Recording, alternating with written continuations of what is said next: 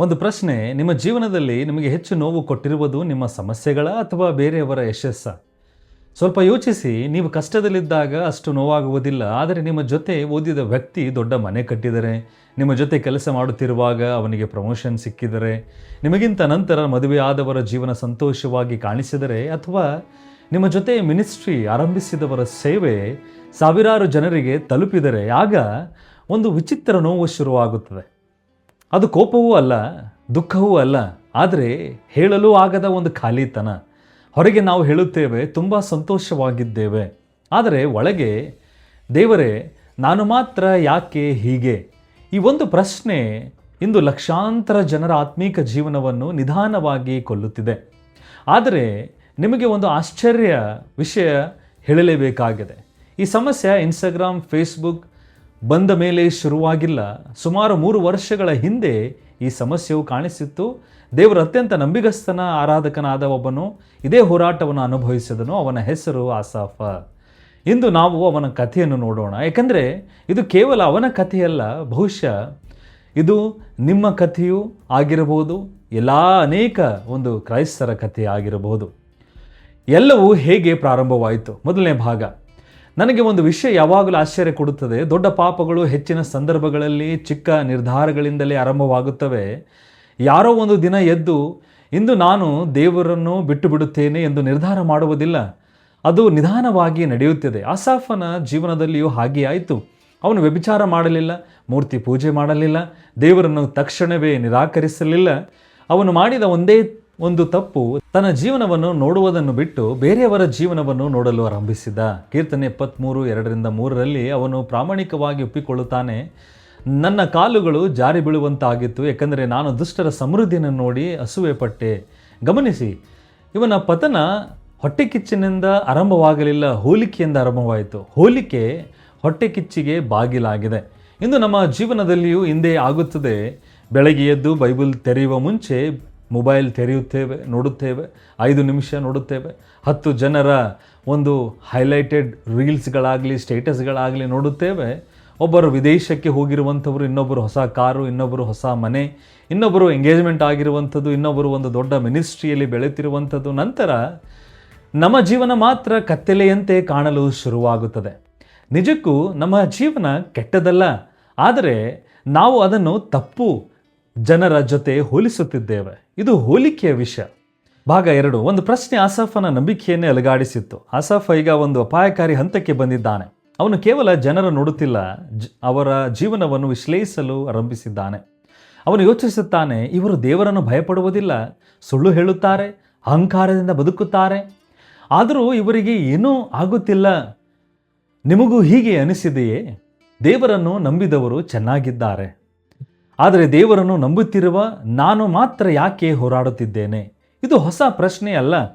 ಯೋಬನು ಇದೇ ಪ್ರಶ್ನೆ ಕೇಳಿದ, ಯೆರೆಮೀಯನು ಇದೇ ಪ್ರಶ್ನೆ ಕೇಳಿದ, ಹಬಕ್ಕೂಕನು ಕೂಡ ಇದೇ ಪ್ರಶ್ನೆ ಕೇಳಿದ. ಆದರೆ ಈ ಪ್ರಶ್ನೆಗೆ ಒಂದು ಅಪಾಯವಿದೆ. ಗಮನಿಸಿ, ಆಸಾಫ ಮೊದಲು ಜನರನ್ನು ಪ್ರಶ್ನಿಸಲಿಲ್ಲ, ಅವನು ದೇವರನ್ನೇ ಪ್ರಶ್ನಿಸಲು ಆರಂಭಿಸಿದ. ದೇವರೇ, ನೀನು ನ್ಯಾಯವಂತನಾದರೆ ಇದು ಹೇಗೆ ಸಾಧ್ಯ? ಇಲ್ಲಿಯೇ ಅಸೂಯೆ ಅಂದರೆ ಹೊಟ್ಟೆಕಿಚ್ಚು ನಿಜವಾದ ವಿಷಯ ಕಾಣಿಸುತ್ತದೆ. ಹೊಟ್ಟೆಕಿಚ್ಚು ಬೇರೆಯವರ ವಿರೋಧ ಕೋಪವನ್ನು ಮಾತ್ರ ಹುಟ್ಟಿಸುವುದಿಲ್ಲ, ಅದು ದೇವರ ಒಳ್ಳೆತನದ ಮೇಲೆಯೇ ಅನುಮಾನ ಹುಟ್ಟಿಸುತ್ತದೆ. ನಿಧಾನವಾಗಿ ನಮ್ಮ ಪ್ರಾರ್ಥನೆ ಬದಲಾಗುತ್ತದೆ. ದೇವರೇ ನನಗೆ ಸಹಾಯ ಮಾಡು ಎಂಬ ಪ್ರಾರ್ಥನೆಗೆ ದೇವರೇ ನೀನು ನನ್ನನ್ನು ಮರೆತೀಯಾ ಎಂಬ ಪ್ರಶ್ನೆ ಆಗುತ್ತದೆ. ಇಲ್ಲಿಯೇ ಅನೇಕ ಜನರು ಸೋಲುತ್ತಾರೆ. ಯಾಕಂದರೆ ನಾವು ಒಂದು ದೊಡ್ಡ ತಪ್ಪು ಮಾಡುತ್ತೇವೆ. ನಾವು ಒಂದು ಅಧ್ಯಾಯವನ್ನು ನೋಡಿ ಸಂಪೂರ್ಣ ಕಥೆಗೆ ತೀರ್ಪು ಕೊಡುತ್ತೇವೆ. ಆದರೆ ಆಸಾಫ ಕೂಡ ಇದೇ ತಪ್ಪು ಮಾಡುತ್ತಿದ್ದ. ಅವನ ಕತೆ ಇಲ್ಲಿಯೇ ಮುಗಿದಿದ್ದರೆ ಬಹುಶಃ ಅವನು ನಂಬಿಕೆಯನ್ನು ಕಳೆದುಕೊಂಡಿರುತ್ತಿದ್ದ. ಆದರೆ ಮುಂದೆ ನಡೆದ ಒಂದು ಘಟನೆ ಅವನ ಸಂಪೂರ್ಣ ಜೀವನವನ್ನೇ ಬದಲಿಸಿತು. ಭಾಗ 3. ಎಲ್ಲವೂ ಬದಲಾದ ಒಂದು ಕ್ಷಣ. ಕೀರ್ತನೆ 73 ಅತ್ಯಂತ ಶಕ್ತಿಯುತ ವಾಕ್ಯ, ಒಂದೇ ಒಂದು ಸಾಲು, ನಾನು ದೇವರ ಪರಿಶುದ್ಧಾಲಯಕ್ಕೆ ಪ್ರವೇಶಿಸುವ ತನಕ. ಗಮನಿಸಿದ್ದೀರಾ? ದೇವರು ಆಸಾಫನ ಪರಿಸ್ಥಿತಿಯನ್ನು ಬದಲಿಸಲಿಲ್ಲ, ದುಷ್ಟರ ಸಂಪತ್ತನ್ನು ತೆಗೆದುಕೊಳ್ಳಲಿಲ್ಲ, ಅವನ ಬ್ಯಾಂಕ್ ಖಾತೆಗೆ ಹಣ ಹಾಕಲಿಲ್ಲ, ಅವನ ಸಮಸ್ಯೆಗಳನ್ನು ತಕ್ಷಣ ತೆಗೆದು ಹಾಕಲಿಲ್ಲ. ಹಾಗಾದರೆ ಏನು ಬದಲಾಯಿತು? ಆಸಾಫನ ದೃಷ್ಟಿ. ಕೆಲವೊಮ್ಮೆ ನಮ್ಮ ಜೀವನಕ್ಕೆ ಹೊಸ ಪರಿಸ್ಥಿತಿ ಬೇಕಾಗುವುದಿಲ್ಲ, ಹೊಸ ದೃಷ್ಟಿಕೋನ ಬೇಕು. ಅದಕ್ಕಾಗಿಯೇ ದೇವರ ಸನ್ನಿಧಿ ಬಹಳ ಶಕ್ತಿಶಾಲಿ. ನೀವು ಗಮನಿಸಿದ್ದೀರಾ, ಪ್ರಾರ್ಥನೆಗೆ ಮಾಡಿದ ತಕ್ಷಣ ಸಮಸ್ಯೆ ಹೋಗದೇ ಇರಬಹುದು, ಆದರೆ ಭಯ ಕಡಿಮೆ ಆಗುತ್ತದೆ. ಪರಿಸ್ಥಿತಿ ಅದೇ ರೀತಿಯಾಗಿ ಇರುವಂಥದ್ದಾಗಿರುತ್ತದೆ, ಆದರೆ ಮನಸ್ಸು ಬದಲಾಗುತ್ತದೆ. ಯಾಕಂದರೆ ದೇವರ ಸನ್ನಿಧಿ ನಮ್ಮ ಕಣ್ಣುಗಳನ್ನು ಮೇಲಕ್ಕೆ ಎತ್ತುತ್ತವೆ. ಆಸಾಫ ಕೂಡ ಅದನ್ನೇ ಅನುಭವಿಸಿದ. ಇಲ್ಲಿಯವರೆಗೂ ಅವನು ದುಷ್ಟರ ಇಂದಿನ ಜೀವನವನ್ನು ಮಾತ್ರ ನೋಡುತ್ತಿದ್ದ, ಈಗ ಅವರ ಕೊನೆಯ ಗಮ್ಯವನ್ನು ನೋಡಲು ಆರಂಭಿಸಿದ. ಅವನಿಗೆ ಅರ್ಥವಾಯಿತು, ನಾನು ಒಂದು ಕ್ಷಣಕ್ಕೆ ಯಶಸ್ಸನ್ನು ನೋಡಿ ಶಾಶ್ವತ ಸತ್ಯವನ್ನು ಮರೆತಿದ್ದೆ. ಇದು ನಮ್ಮ ದೊಡ್ಡ ಸಮಸ್ಯೆ ಆಗಿದೆ. ನಾವು ಈ ವಾರದ ಸಂಬಳಕ್ಕಾಗಿ ಬದುಕುತ್ತಾ ಇದ್ದೇವೆ, ಆದರೆ ದೇವರು ಶಾಶ್ವತ ದೃಷ್ಟಿಯಿಂದ ಕೆಲಸ ಮಾಡು ಎಂಬುದಾಗಿ ಆತನು ಹೇಳುತ್ತಿದ್ದಾನೆ.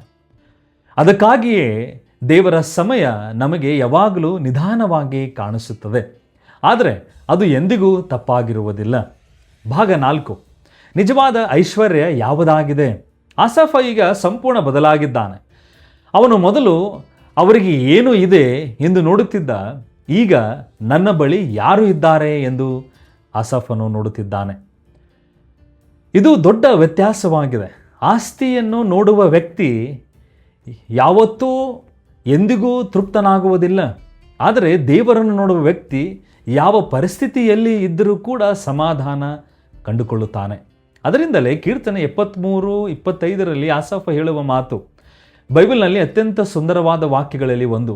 ಪರಲೋಕದಲ್ಲಿ ನಿನ್ನ ಹೊರತು ನನಗೆ ಯಾರು, ಭೂಲೋಕದಲ್ಲಿಯೂ ನಿನ್ನ ಹೊರತು ಬೇರೆ ಯಾವುದನ್ನೂ ನಾನು ಬಯಸುವುದಿಲ್ಲ.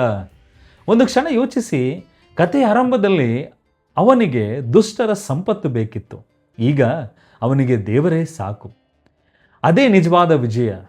ದೇವರು ಯಾವಾಗಲೂ ನಮ್ಮ ಆಸೆಗಳನ್ನು ಪೂರೈಸಲು ಬಯಸುವುದಿಲ್ಲ. ಕೆಲವೊಮ್ಮೆ ಅವನೇ ನಮ್ಮ ದೊಡ್ಡ ಆಸೆಯಾಗಿರಬೇಕೆಂದು ಬಯಸುತ್ತಾನೆ. ಇಂದು ಈ ಒಂದು ವಿಡಿಯೋ ಮುಗಿಯೋಕ್ಕಿಂತ ಮುಂಚೆ ಒಂದು ನಿರ್ಧಾರ ಮಾಡಿಕೊಳ್ಳೋಣ. ಇನ್ನು ಮುಂದೆ ನಿಮ್ಮ ಜೀವನವನ್ನು ಬೇರೆಯವರ ಟೈಮ್ಲೈನ್ ಜೊತೆಗೆ, ಅವರಿರ್ತಿರುವಂಥ ಸಂದರ್ಭದ ಜೊತೆಗೆ ಹೋಲಿಕೆ ಮಾಡಬಾರದು. ಯಾಕಂದರೆ ದೇವರು ಕಾಪಿ ಪೇಸ್ಟ್ ಮಾಡುವ ದೇವರಲ್ಲ. ದೇವರು ಪ್ರತಿಯೊಬ್ಬರ ಕಥೆಯನ್ನು ಪ್ರತ್ಯೇಕವಾಗಿ ಬರೆಯುತ್ತಾರೆ. ನಿಮ್ಮ ಸಮಸ್ಯೆಯೇ ಬೇರೆ, ನಿಮ್ಮ ಕರೆಯುವಿಕೆಯೇ ಬೇರೆ, ನಿಮ್ಮ ಪರೀಕ್ಷೆಯೇ ಬೇರೆ. ಆದುದರಿಂದ ನಿಮ್ಮ ಆಶೀರ್ವಾದವು ಬೇರೆ ಆಗಿದೆ. ಕೊನೆಯದಾಗಿ ಆಸಾಫ ತನ್ನ ಪ್ರಯಾಣವನ್ನು ಒಂದು ಅದ್ಭುತ ಸತ್ಯದಿಂದ ಮುಗಿಸುತ್ತಾನೆ. ನನ್ನ ದೇಹವು ನನ್ನ ಹೃದಯವು ಕುಂದಿದರೂ ದೇವರೇ ನನ್ನ ಹೃದಯದ ಬಲವು ನನ್ನ ಶಾಶ್ವತ ಪಾಲು ಆಗಿದ್ದಾನೆ. ಕೀರ್ತನೆ 73:26. ಇದೇ ಈ ಅಧ್ಯಾಯದ ಸಂದೇಶ. ಹೊಟ್ಟೆಕಿಚ್ಚು ಹೇಳುತ್ತದೆ, ದೇವರು ನನಗೆ ಸಾಕಾಗುವುದಿಲ್ಲ. ನಂಬಿಕೆ ಹೇಳುತ್ತದೆ, ದೇವರೇ ನೀನು ನನಗೆ ಸಾಕು. ನೀವು ಇಂದು ಯಾವ ಧ್ವನಿಯನ್ನು ನಂಬುತ್ತೀರಿ? ಈ ವಿಡಿಯೋ ನಿಮಗೆ ಆಶೀರ್ವಾದವಾಗಿದ್ದರೆ ಇದನ್ನು ಹೋಲಿಕೆಯೊಂದಿಗೆ ಹೋರಾಡುತ್ತಿರುವ ಒಬ್ಬ ಸ್ನೇಹಿತನಿಗೆ ಕಳಿಸಿ. ಬಹುಶಃ ಆ ಒಂದು ಸತ್ಯ ಅವನ ಜೀವನವನ್ನೇ ಬದಲಾಯಿಸಬಹುದು. ಮುಂದಿನ ವಿಡಿಯೋದಲ್ಲಿ ಮತ್ತೆ ನಾವು ಭೇಟಿಯಾಗೋಣ. ದೇವರು ನಿಮ್ಮೆಲ್ಲರನ್ನ ಆಶೀರ್ವದಿಸಲಿ. ಅಲ್ಲಿ ತನಕ ದೇವರ ಪರಿಶುದ್ಧ ಪ್ರಸನ್ನತೆ ನಿಮ್ಮೆಲ್ಲರ ಜೊತೆ ಇರಲಿ. ಎಲ್ಲರಿಗೂ ಪ್ರೈಸ್ ಲಾರ್ಡ್. ಜೈ ಕ್ರಿಸ್ತ್. ಆಮೆನ್.